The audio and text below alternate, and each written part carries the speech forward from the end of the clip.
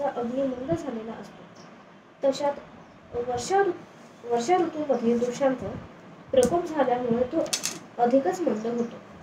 आकाश ढगांनी व्याप्त झाल्यामुळे एकदम थंडगार तुषारांनी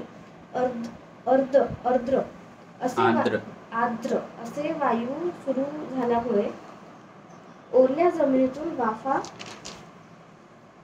येऊ लागल्यामुळे अम्लविपाकी व गढूळ पाण्यामुळे व अग्निमांदामुळे हा दोषाचा प्रकोप होतो. कोणत्या दोषाचा? आता सध्या तेच काळ चालू आहे.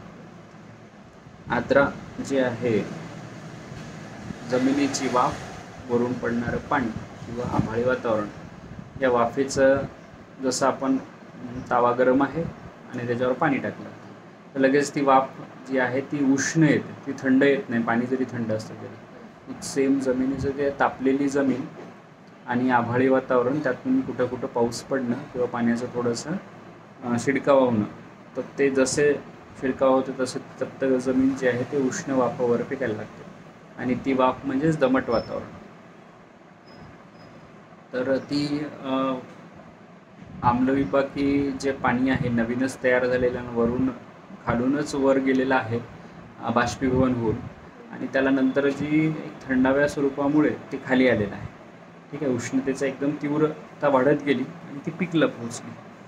तर ते पाणी खाली पडल्याबरोबर उष्ण वाफा जमिनीतून निघायला लागतात आणि मग आर्द्रता वाढते. हळूहळू त्या वाफेचं रूपांतर जे आहे ते गरमी किंवा काय म्हणतात त्याला, दमटपणा एक, आणि श्वास घेताना त्यावेळेस त्रास होतो. ठीक आहे, तर थकवा जास्त जाणवायला लागतो. तर हा काळ जो आहे पावसाळा आणि उन्हाळा संपणार त्या टाईमचा आहे. सूर्याचं बल जास्त असताना शेवटी हे सगळं वातावरणातले बदल होतं आणि त्याच्यामुळे वातप्रकोप होतो.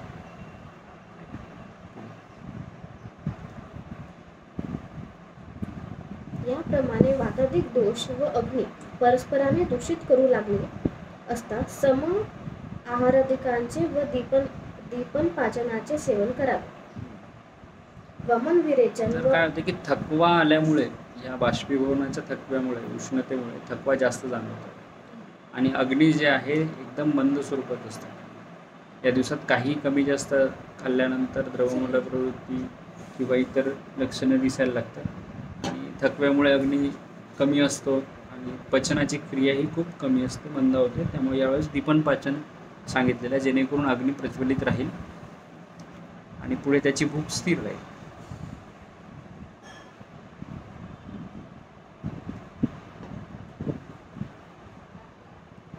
वमन विरेचन व पिचकारी घेऊन कोठा साफ झाल्यावर जुने धान्य, मसाला व फोडणी यांनी तयार केलेले सुरवे, मूग वगैरेचे सार, जांगल मांस, जुने मांघे व अरिष्टे, पंचकोलयुक्त व पादलोणी घातलेली दह्याची निवड, पावसाचे व विहिरीचे तापविलेले पाणी याचे सेवन करावे. या दिवसात मुद्दाम सूर्य म्हणजे वेगवेगळ्या प्रकारचे लोणचे जे आहे ते तयार केलं जातं, कारण की वातावरणातला जो बदल आहे, आर्द्रता आहे, त्याच्यामुळे आम्लता लवकर तयार होते, आम्ल पाकही असतं, तर फर्मेंटेशन प्रोसेस फास्ट होते या दिवसात.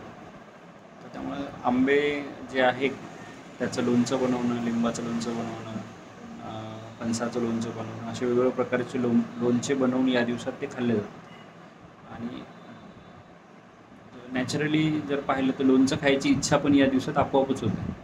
आंब्याचं लोणचं तयार करण्याची इच्छा होते, खाण्याची इच्छा होते.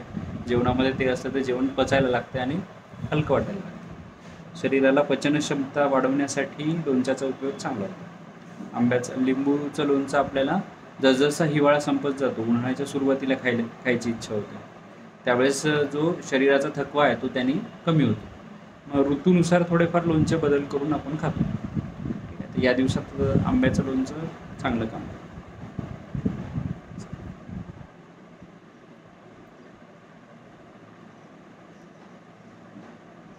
ज्या दिवशी अगदीच वांबळ पडली असेल त्या दिवशी पुष्कळ आंबट, खारट व स्निग्ध पदार्थ व मध यांनी युक्त व फार पातळ पदार्थ नसलेले असे हलके भोजन करावे.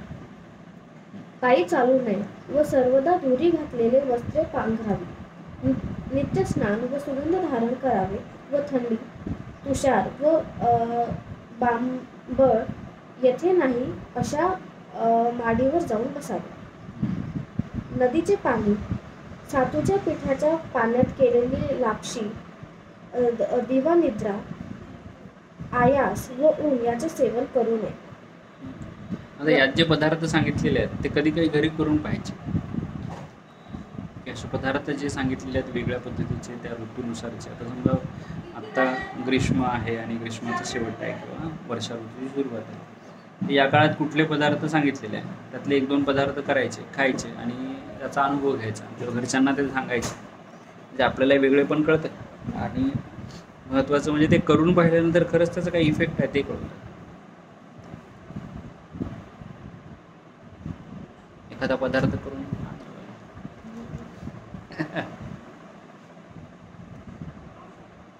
वर्षा ऋतूमध्ये पित्ताचा संच झालेला असतो व पुढे शरद ऋतूमध्ये उन्हे पडू लागली म्हणजे मनुष्याची गारठ्याच्या सवयीची शरीरे एकदम संतप्त होऊन पित्त प्रकोप होतो. याचा उपशम करण्याकरिता कडू औषधींनी सिद्ध केलेले जुलाब व रक्त काढणे याची योजना करावी.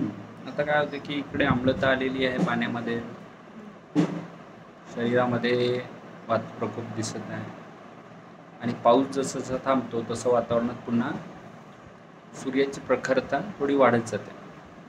तर असे हे विरोधी वातावरणामुळे पित्त प्रकोप व्हायला लागतो, रक्तावर परिणाम होतो. तर मग यावेळेस रक्तशुद्धीसाठी आणि पित्तशुद्धीसाठीच्या क्रिया करायला सांगितलेल्या आहेत. खानपानातही तसेच बदल करायला सांगितलेले आहेत. तर त्यांनी रक्त शुद्ध होईल अशा हिशोबाने आणि पचनक्रिया पुन्हा व्यवस्थित करणं जी रक्ताला शुद्ध करेल अशा प्रकारेचा आहार विहार त्यावेळेस सांगितलेला आहे. उन्हाळ्याचाच प्रतिरूप जे आहे ते पावसाळ्यानंतर शरद ऋतूच्या स्वरूपात दिसतो. ग्रीष्म सारखाच असते पण हा स्निग्ध ग्रीष्म प्रकार आहे. म्हणजे उन्हाळ्यातला स्निग्धता जी आहे ती नाही आहे, तिथं रुक्षता आहे.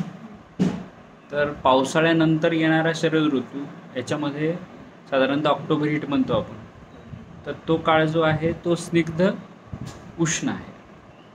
म्हणजे स्निग्धता आहे आणि उष्णताही आहे. सूर्याची प्रखरता जाणवते ती उष्ण स्वरूपात, पण जलतत्वाचा स्निग्धपणा जो पाणी पडलेला आहे किंवा जे पाणी पाऊस पडून गेलेला आहे त्याच्यामुळे असलेली जमिनीतला ओलावा, त्यामुळे तिथे एक स्निग्धता आहे.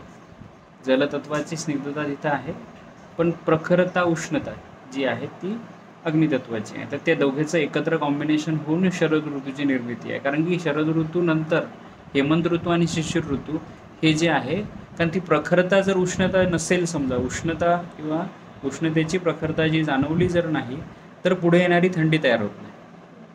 त्या ओलाव्याला सुकवण्यासाठी सूर्याचं प्रखर होणं त्यावेळेस गरजेचं असते. कारण तो पुन्हा एक अँगल चेंज होतो. जर लंबगोलाकारामध्ये जो सेकंड एक फेज येते, 4 टर्निंग्स येतात वेगवेगळ्या ठिकाणी, 2 दिसते आहेत आणि 2 जे आहे अशा प्रकारचे. ठीक आहे. तर हा स्थित्यांतर जो आहे फिरतानाचा तो आपल्याला उष्ण स्वरूपात दिसतो आणि हा जो आहे थंड स्वरूपात दिसतो. आणि मधले जे 2 जे आहे ते तुम्हाला वृक्ष आणि स्निग्ध या स्वरूपानं जाणवतात. ठीक आहे. धड उन्हाळा नाही, धड पावसाळा नाही, अशा प्रकारचा जो टाईम पिरियडमध्ये जे आहे, म्हणजे वसंत ऋतूचा एक काळ आहे आणि इकडे शरद ऋतूचा, ते 2 ॲक्सिसच्या मध्ये येते. म्हणजे आपण हेमंतपासून सुरुवात केली तर तिथे एक ॲक्सिस चेंज झाला आणि सरळ सरळ वसंतच्या तिथे येईल आणि इकडे शरदच्या तिथे येईल. तर ते दोन्ही ॲक्सिस चेंज होताना वातावरणातले बदल जे आहे ते स्निग्ध वृक्ष आणि उष्ण शीत अशा प्रकारचे आहेत.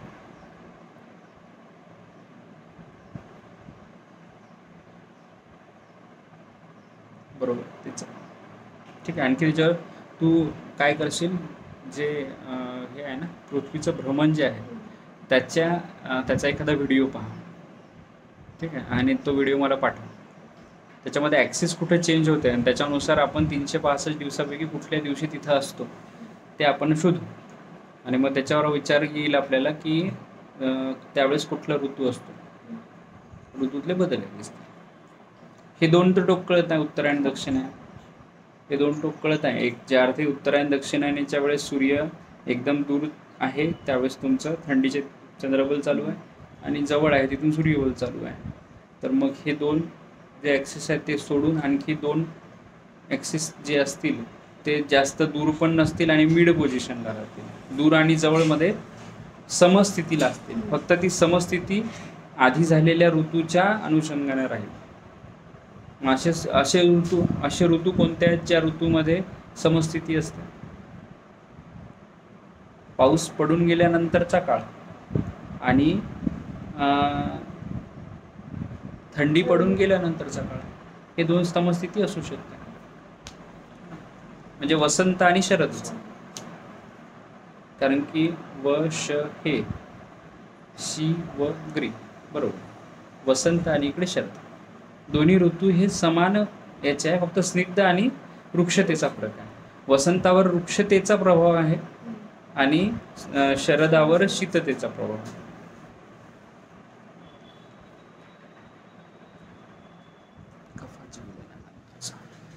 सुधा लागली म्हणजे तांदूळ, मूग, पडवळ, आवळकाठी, मध, साखर व जांगल मांस इत्यादी मधुर, तुरट, कडू व लघु पदार्थांचा आहार करावा. या ऋतूत दिवसा चोहीकडून सूर्यकिरणांनी संतप्त झाल्यामुळे व रात्री चंद्रकिरणांनी शीत झाल्यामुळे व अगस्तित नक्षत्राच्या उदयाने विषरहित झाल्यामुळे पाणी निर्मल व शुद्ध असते, म्हणून याला हंसोदक अशी संज्ञा आहे. ते कफपित्ताचे शमन करीते. ते वृक्ष किंवा अभिष्यनिंदही नसते. आता काय होते की पावसाळा जसा पाऊस पडतो, ठीक आहे, पावसाळ्यामध्ये खूप पाऊस पडल्यानंतर काय होते की नदी नाले भरून जातात, धरणामध्ये पाणी जाते. पण त्याच वेळेस काय होते की जमिनीवरचा असलेला कचरा, धूळ, माती याच्यामुळे ते पाणी गढूळ होतं. आणि नुकतंच वरून पडलेलं पाणी सोबत हे जमिनीचे असलेल्या सगळ्या धूळ वगैरे कचरा याच्यामुळे पाण्यामध्ये एक ती मलिनता आलेली आहे आणि तेच मलिन पाणी सगळीकडे वाहत आहे. तर त्या पाण्यावर त्याच मलिनतेला आणि वरून आलेल्या नुकत्याच प्रकाराला जोपर्यंत ते जसं आता आपल्याला पाणी गरम करून प्यायला का सांगतात? कारण त्याची लघुता वाढते. पाणी जड आहे का? तर स्निग्ध असल्यामुळे ते गुरु आहे. पण जसं उष्णता दिली त्याचा गुरुता कमी होते आणि ते लघु गुणाकडे जाते. तर जसं भांड्यातलं पाणी तापते आणि ते लघु होते, तसं पृथ्वी जर एक भांडं म्हटलं तर सूर्याच्या तापाने ते पाणी तापते. पण ते तापता तापता काय होते की साधारणतः काळ तेवढा निघून जाते. सूर्याच्या प्रखरतेचा प्रभाव पृथ्वीच्या शीततेवर होऊन नंतर ते तापण्यासाठीचा जो टाइम पिरियड जात आहे, जसं भांडं गॅसवर ठेवलं थंड होतं, मग ते अग्नीने तापत तापत एक वेळ लागला ना, की त्या वेळानंतर पाणी गरम व्हायला लागलं आणि ते गरम पाणी जे आहे ते पिण्यासाठी पुन्हा थंड व्हायला होण्यासाठीचा जो टाइम पिरियड लागत आहे, याला जो मधला जो गॅप आहे, वेळ आहे, तो म्हणजेच शरद ऋतूपर्यंतचं पोहोचणं आहे. पाऊस पडत आहे पण पाऊस हळूहळू शांत पण होत आहे. शांत होत होताना नदी नाल्या तुंबलं भरलेल्या आहेत आणि गढूळ पाणी सगळीकडे आहे. जाताना बसमधून पाहताना आपण पाहतो आजूबाजूला की ते चहा कॉफीचे मळे झाल्यासारखे वाटते, सगळीकडे चहाच वाटते ते, है ना, चहा कॉफी दिसल्यासारखे दिसतात. गड्ड्यात पाहिलं तर असं वाटतं की चहाच टाकलेला आहे कोणीतरी. तर ते गढूळ पाणी एकदा जमिनीत मुरेल किंवा तिथेच शांत होईल. नदी नाल्यात वाहत असताना त्याच्या गतिशीलतेमुळे ते शुद्धही होत आहे, गतीमुळे शुद्ध होत आहे. दगडावर आदळणं, उडून खाली पडणं, पुन्हा वर जाणं, चढणं, है ना, असं करत असं पाणी फ्लोटिंग आहे. तर फ्लोटिंग पाणी जे आहे नॅचरली शुद्ध होत आहे आणि सोबत त्याच्यावर सूर्याचा प्रखरता पडत आहे. तर एकीकडे त्याचा प्रवाह आहे, एकीकडे त्याच्यावर सूर्यप्रकाश आहे, सूर्यताप आहे, यामुळे ते पाणी शुद्ध होत जाते. पण ही प्रक्रिया चालते अगस्ती उदयापर्यंत. अगस्ती एकदा नक्षत्रात चंद्राने प्रवेश केला की आपोआप पाणी जे आहे ते शुद्ध व्हायला लागते नॅचरली. आणि त्यानंतर जे आहे तुम्हाला पाणी सहज बाहेरचंही शुद्ध पाणी पिता येतं. तोपर्यंत पाणी जे आहे ते उकळून प्यायला सांगितलं. त्याच्यानंतर नॅचरली पाणी आपोआपच त्या प्रोसेसद्वारे, नैसर्गिक क्रियेद्वारे शुद्ध व्हायला सुरुवात होते. तिथून पुढे ते उन्हाळ्यापर्यंत आपल्याला पाणी शुद्ध मिळायला लागतं. ठीक आहे. नैसर्गिक स्रोत असं ज्याला माणसाचा काही कंटॅमिनेशन नाही आहे असं, तिथं पाणी शुद्ध मिळतं. जुने लोक नुसतं असं खड्डा करून पाणी प्यायचे, त्याच्यातही पाणी शुद्ध यायचं. ठीक आहे. ते पाणी कधी विहिरीचं पिलेलं आहे का? नाही, आम्ही पिलेलं आहे लहानपणी. म्हणजे शेतात वगैरे जाताना जिथे मातीचं हे असेल, झरा असेल, तिथून पाणी खड्ड्यातून काढायचं, मग ते पियायचं. ते पाणी या पाण्यापेक्षा जास्त गोड आणि चवीला चांगलं लागतं. ठीक आहे. ते हिमालयन वॉटर वगैरे टाईप. म्हणजे असं खड्डा करून नाही पिलाय, पण ते जे काय म्हणतात त्याला, वॉटरफॉल्स वालं जे पाणी आहे ते पिलेलं आहे. म्हणजे ते पण चांगलं. कुठे गेलो होतो, हिल स्टेशनला गेलो होतो, तिथे ट्रेकिंग करताना सांगण्यात आलं होतं की हे पाणी पिण्यासारखं आहे, तर ते पिलं होतं. बरोबर आहे. तर ते पण पंचमढीला पिलं असेल. आहे ना, पाझरच पाणी त्याला म्हणून. तर खडकातून आलेलं थेंब थेंब गळणारं पाणी जे आहे ते सगळ्यात जास्त शुद्ध सांगितलेलं आहे. आणि फक्त एकच आहे की अमुक देशातलं नसायला पाहिजे. खूप जास्त पाणी पडणाऱ्या देशामध्ये ते पाणी थोडं त्रासदायक होऊ शकतं. बाकी आपल्या इकडे समजा विहिरी किंवा नदी नाल्यातून आपण जात असतो, पण नदी कोरडी आहे, तर त्यावेळेस काय असते, नदी कोरडी जरी असली तरी नदीच्या आतमध्ये ओलावा असते. तिथं खड्डा करून आपण जर पाणी घेतलं तर ते पाणी आपोआप झऱ्यातून येते. तर आम्ही आमच्या शेतात जात असताना आम्ही पाहिलेलं आहे की पाणी साधारणतः 5 किलोमीटर शेत पैदल जायचं, तर मध्ये धरणाचं पाणी पाझर यायचे. तर ते गड्डे करून ज्या ठिकाणी पाझर यायचा त्या ठिकाणी आम्ही पाणी पित होतो. ते पाझर असे काढून ठेवलेले होते वेगवेगळ्या ठिकाणी, म्हणजे लोक त्या ठिकाणून पाणी पियायचे आणि तेच पाणी पियायला घेऊन जायचे. तर पाझराचं पाणी जे आहे किंवा विहिऱ्यातलं पाणी, नदीच्या काठावर किंवा आजूबाजूला विहिरी करून तयार केलेलं पाणी, हे पाणी शुद्ध स्वरूपाचं वर्षभर वापरण्यासारखं असतं. कारण की त्याला नॅचरल फिल्टर्स लागलेले आहे. त्या रेतीमुळे आधी शुद्ध होते पाणी, नंतर तिथपर्यंत. ठीक आहे, हरकत नाही. जसं जसं शरद ऋतू ओलांडून पुढे जात होत तसं पाणी नैसर्गिक शुद्ध होत जाते सरळ सरळ. ठीक आहे, पुढं बस.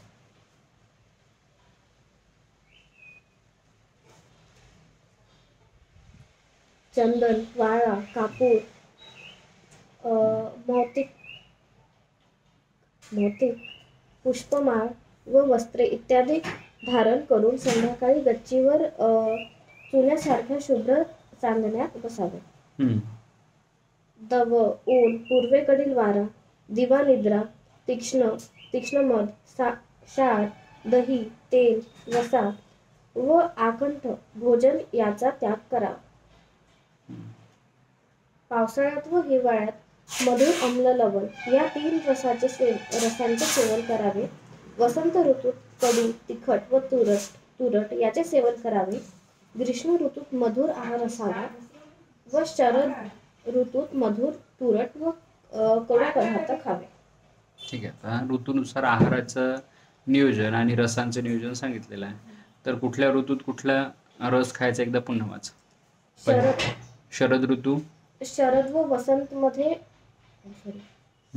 पावसाळ्यात व हिवाळ्यात मधुर, आम्ल, लवण. पावसाळा आणि हिवाळा मधुर, आम्ल, लवण. नंतर वसंत ऋतूमध्ये कडू, तिखट व तुरट. कडू, तिखट व तुरट वसंत ऋतू. वसंत ऋतूमध्ये.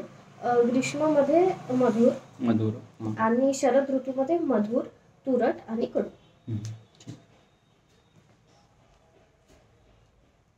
शरद व वसंत या ऋतूत वृक्ष. आता काय करायचं, याचा चार्ट बनवायचा. ऋतू लिहायचे, त्याच्या खाली त्याच्याशी संबंधित रस लिहायचे आणि नंतर त्याच्याशी संबंधित पदार्थ लिहायचे.